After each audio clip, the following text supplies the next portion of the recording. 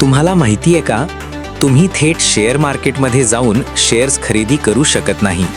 म्हणजेच तुम्ही थेट नॅशनल स्टॉक एक्सचेंज किंवा बॉम्बे स्टॉक एक्सचेंजवर जाऊन शेअर्स घेऊ शकत नाही. मग प्रश्न येतो, लोक शेअर्स खरेदी कसे करतात? यासाठीच एक महत्त्वाची व्यक्ती किंवा कंपनी असते, तिला म्हणतात ब्रोकर. ब्रोकर म्हणजे तुमच्या आणि शेअर मार्केटच्या मधला दुवा. हे अगदी प्रॉपर्टी एजंट सारखं आहे. जसं घर खरेदी करताना एजंट तुमच्यासाठी व्यवहार करतो, तसंच ब्रोकर तुमच्यासाठी शेअर्स खरेदी विक्री करतो.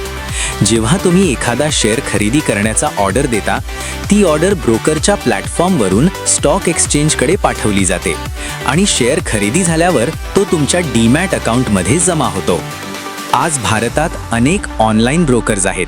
उदाहरणार्थ Zerodha, Upstox, angel one, grow. हे प्लॅटफॉर्म्स तुम्हाला ट्रेडिंग आणि डीमॅट अकाउंट देतात.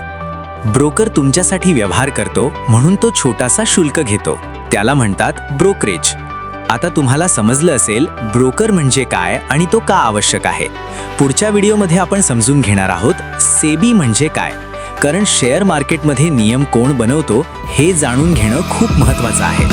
म्हणून शेअर मार्केट मराठीत शिकण्यासाठी swing is king channel subscribe करायला विसरू नका.